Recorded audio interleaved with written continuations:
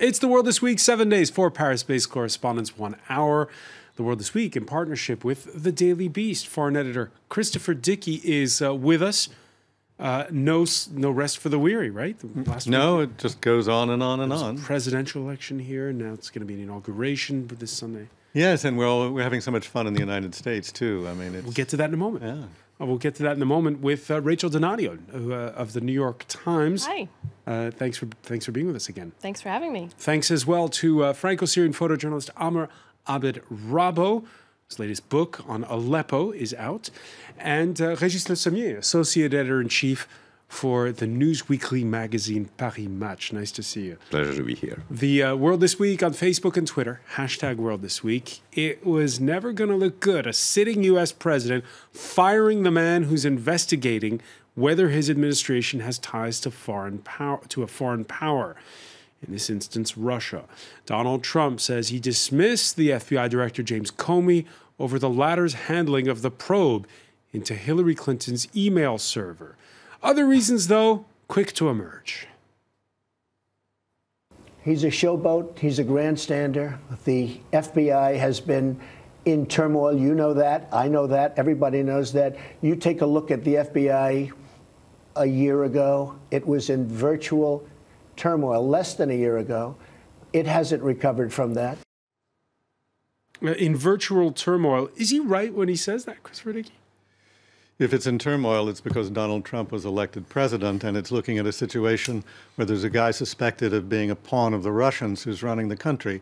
I think that sort of induces turmoil. I think Comey, was doing the best he could on the question of the Hillary Clinton emails. He may have fumbled that investigation. He may have gone public at a time when he shouldn't have. But he was being pressured by a clique of FBI agents and retired FBI agents in New York, very close to Rudy Giuliani, who I think it's interesting. Giuliani was, the former mayor of New York, was in the White House the night the firing was announced. So I think that there's a thing going on when you listen to Trump and his people saying there was a lot of discontent with Comey and the FBI. I think that reflects directly what they're being told by Giuliani and by the clique of FBI people who have gravitated to him over the years.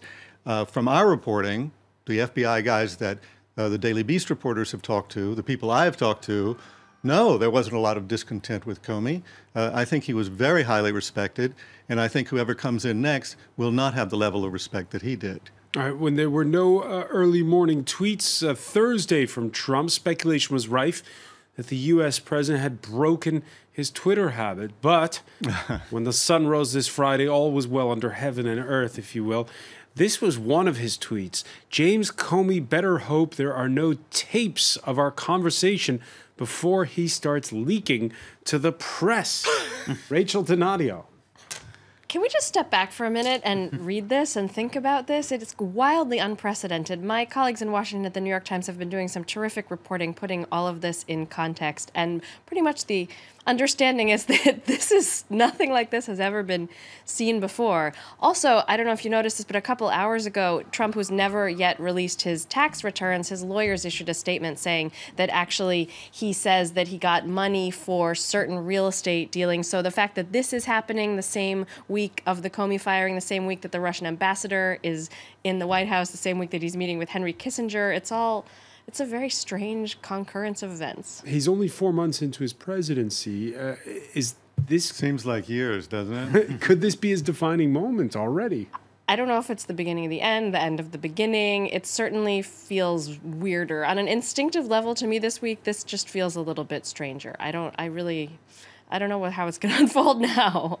Were you surprised by what happened this week? Because we said that, he's so much outside the box that we're no longer surprised. Were you surprised, though? Well, I mean, every week under this Trump administration, there's something new, something odd, something weird. What I'm wondering is when is there going to be sufficient information or sufficient,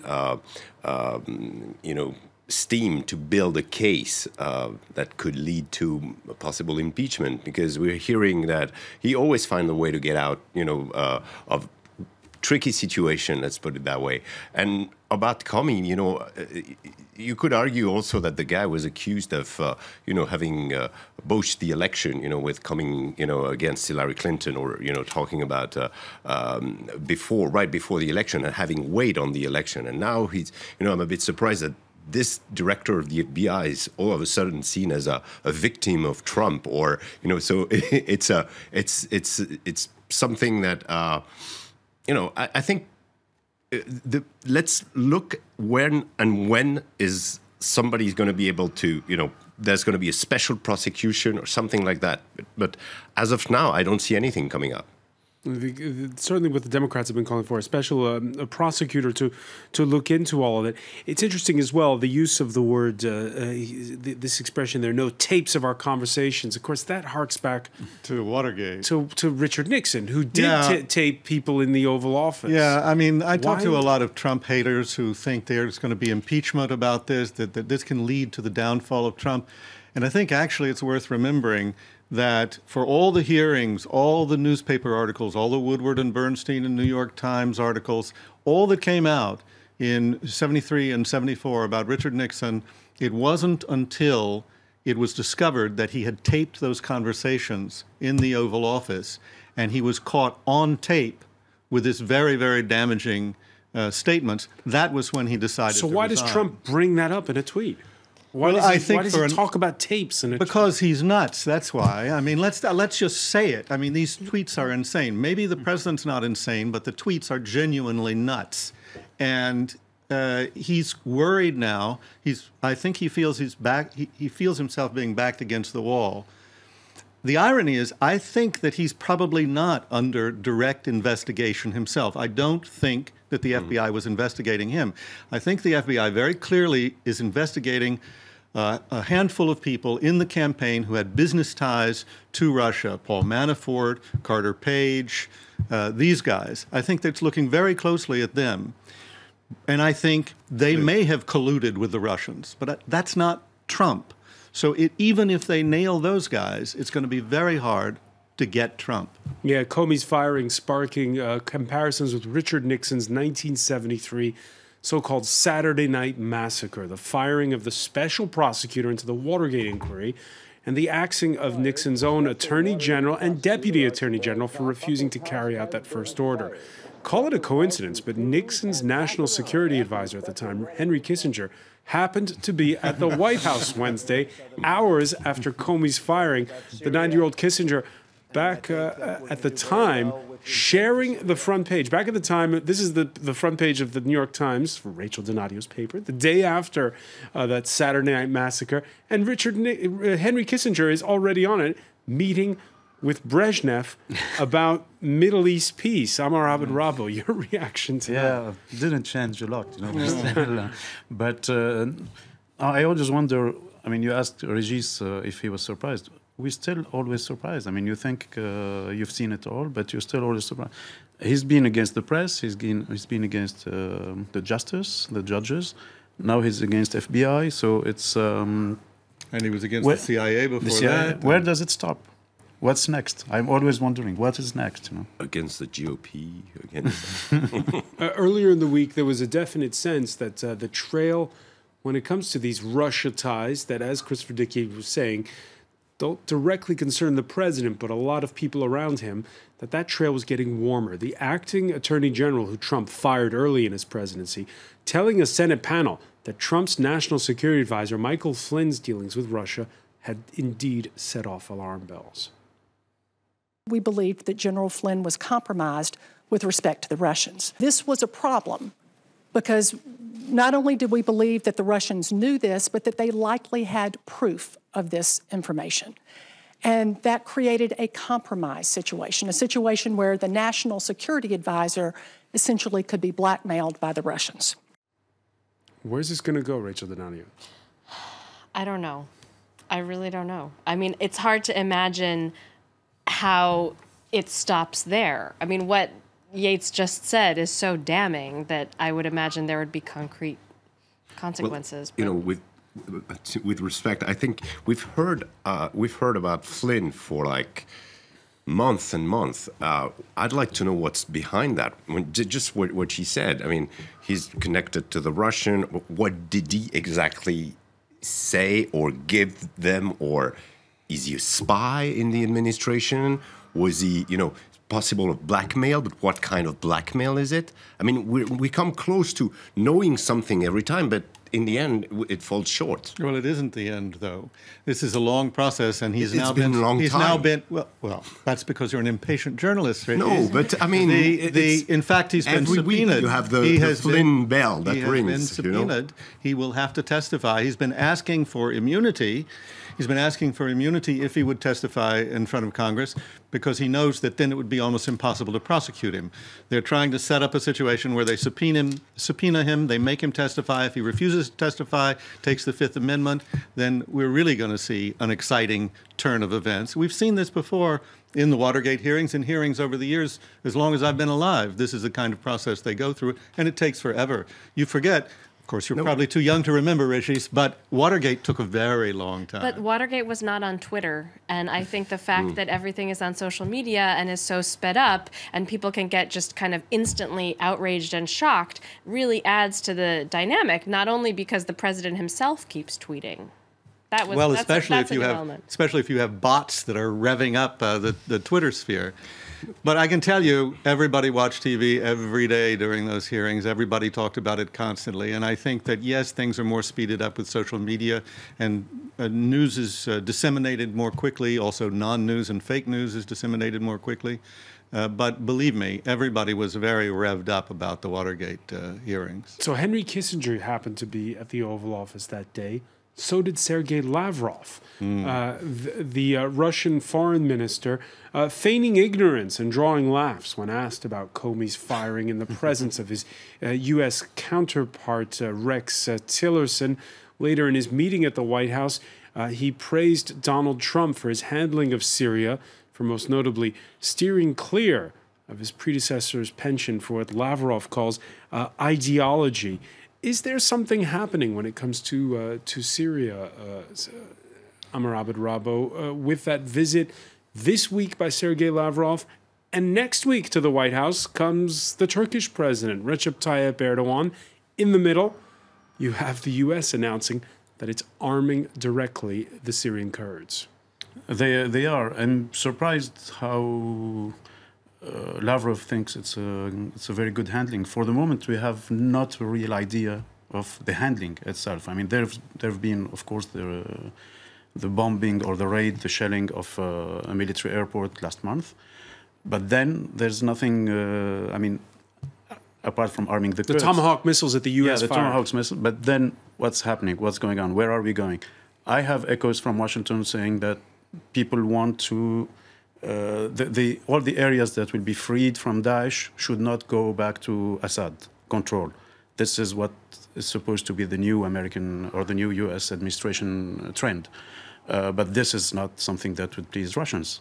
I don't know if it will please Turks, because if it's under Kurds I don't think it's not a question. It's a question of reality on the ground. I mean, could we imagine a place like Raqqa, who's like 99% Sunni, being occupied by a Kurdish force? That's the main problem. And we've seen how the handling was taken. The handling of Manbij, for instance, which was hard fought by the Kurds, and when the Turks were threatening to invade Manbij, then the Kurds turned towards the Syrian government and gave them some villages, and that held. Basically, I think what we're seeing on the ground is a sort of agreement.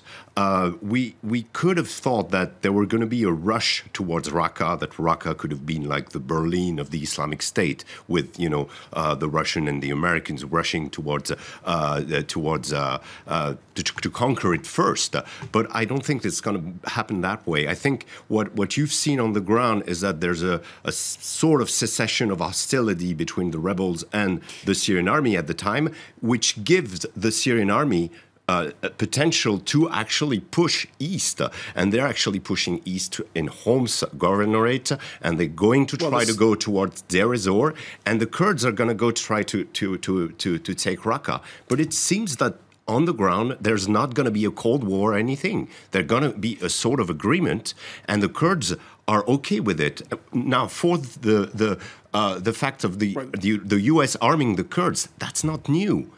They've been arming and training the Kurds for a while. They're giving them much heavier weapons. Much weapons, yes, but it's been an ongoing process. But you're leaving the Turks out of that very that's the complicated problem. analysis. You're leaving the Turks out. Yeah, but the Turks actually put themselves out on their own. Well, with the coup, with the failed coup and the toppling of major army assets, they felt. And look what the conqueror of Al-Bab took them. I think the Turks learned their lessons in Al-Bab, that they were not able, they had an army which was not that good, and would they want to go towards the Syrian army? No. Would they want to fight the Kurds? Maybe they weren't going to fight the Kurds, but what they actually had, they managed to have their own part of Syria. Well, we have a very good, the Daily Beast today, as a matter of fact, we have a very good letter from Manbij about what it's like living there, and it's not a happy scene, because basically the Kurds have come in, and the Kurds who've come in, let's not make any bones about it, they're PKK. They are the rebels who fight the Turkish government. Basically, they are PKK running. Is PKK. Exactly. Yeah. They are the ones who are running Manbij now with U.S. protection. The U.S. is instrumental in keeping the Turks out of there. And how do they administer it? First of all, they've put Kurds in charge of everything, except those government institutions where they've basically invited the Assad government back in to cooperate with them. So the headline on the piece is essentially the U.S. is arming the enemies of ISIS, the enemies of Turkey, and the friends of Assad. It doesn't really sound like a coherent policy. Well, also the Turks are divided. Also, I'm just adding this. Very briefly, because we have to go to the break. Syria is like this. The question of Asaka, and the eastern part. The Kurds have been fighting the Syrian government many times. When it comes to Aleppo, almost never. I remember, covering the downfall of the rebels in Aleppo, while the Kurds from Sheikh Maksud actually were working hand in hand with the Syrian government in order to, Right, so it's a script. It's a script that's yet to be completed as to what happens with that push towards Raqqa. Stay with us. There's more to come here in the world this week. We're going to take a look at, the inauguration of a new president in this country this Sunday. Stay with us.